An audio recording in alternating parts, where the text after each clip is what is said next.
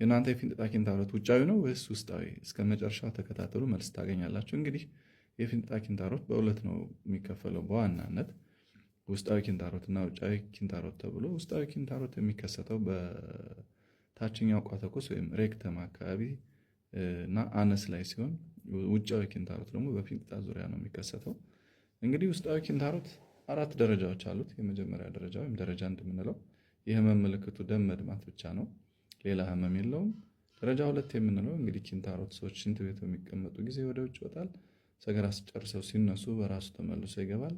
መድማትም እንዳለ ሆኖ ማለት ነው። ደረጃ 3 የምንለው ግን ሰዎች ሽንት ቤት ሲቀመጡ፣ ከባድ ስራ ሲሰሩ፣ አጎንብሰው ስራ ሲሰሩ፣ እንዲሁም በመንገድ ረጅም ርቀት ሲጓዙ ወደ ውጭ ይወጣል።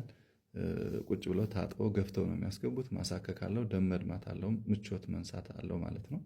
ደረጃ 4 የምንለው ውስጣዊ ኪንታሮት ግን ወደ ውጭ አንዴ ከወጣ ተመልሶ አይገባም ማለት ነው። ስለዚህ በዚህ ምክንያት ስትራንጉሌትድ ይሆናል፣ ደም ያጥረዋል፣ ይላላጣል፣ ይቆስላል፣ ኢንፌክሽን ይፈጥራል፣ ከፍተኛ የሆነ ህመም ይኖረዋል ማለት ነው። ውጫዊ ኪንታሮት ግን ደረጃ የለውም። ውጫዊ ኪንታሮት የህመም ምልክቱ ደም መድማት፣ ማሳከክ፣ ከፍተኛ ደም ከቋጠረ በውስጥ ወይም ትሮምቦስ፣ ሄሞሮይድ፣ ኤክስተርናል ሄሞሮይድ የምንለው ከፍተኛ የሆነ ህመም ይኖረዋል ማለት ነው። ስለዚህ ኪንታሮት ህክምናውም እንደ ደረጃው ይለያያል ማለት ነው። አብዛኛውን ጊዜ ውጫዊ ኪንታሮት ሁሉም በሚባል ደረጃ ኦፕሬሽን እንዲደረግ ነው የሚመከረው። ውጫዊ ኪንታሮት ግን ደረጃ 1 እና ደረጃ 2 በተለያዩ በቤት ውስጥ በሚደረጉ ህክምናዎች ይድናል። ደረጃ 3 እና ደረጃ 4 ኦፕሬሽን ያስፈልገዋል ማለት ነው። ስላዳመጣችሁኝ አመሰግናለሁ። ለፊንጢጣ መሰንጠቅ በጣም ቤስት የሚባሉ ክሬሞች ነው የምንነጋገረው።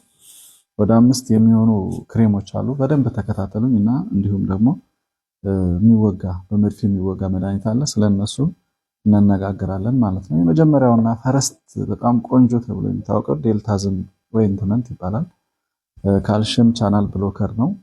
እንግዲህ የተወጠረውን መስል ሪላክስ እንዲያደርግ አድርጎ ደም ለቁስሉ እንዲደርሰው በማድረግ ቁስሉ ቶሎ እንዲድን ያደርጋል ማለት ነው። ሁለተኛው ኒፊዲፒን ኤንድ ሊዶኪን ክሬም ነው። ይሄም ተመሳሳይ ኢፌክት አለው፣ ግን ይሄኛው ሊዶኪን ወይም ማደንዘዣ ስላለው ቁስሉ ህመሙ እንዲቀንስ ያደርጋል። ሌላኛው ደግሞ ግሊሰሪል ትራይናይትሬት ወይም ናይትሮግሊሰሪን ኦይንትመንት የምንላቸው ተመሳሳይ ኢፌክት አላቸው። ይሄኛው ደግሞ ቫዞዲያሌተር ነው ወይም የደም ስሩ እንዲሰፋ በማድረግ ኦክሲጅን የያዘ ደም ለቁስሉ እንዲደርስ በማድረግ ቁስሉ እንዲድን ያደርገዋል ማለት ነው። ሌላኛው 5ኛው ደግሞ ፖቪዶን አዮዲን ሜትሮንዳዞል ኤንድ ሱክራልፌት ኦይንትመንት የምንለው ይሄ ኢንፌክሽንን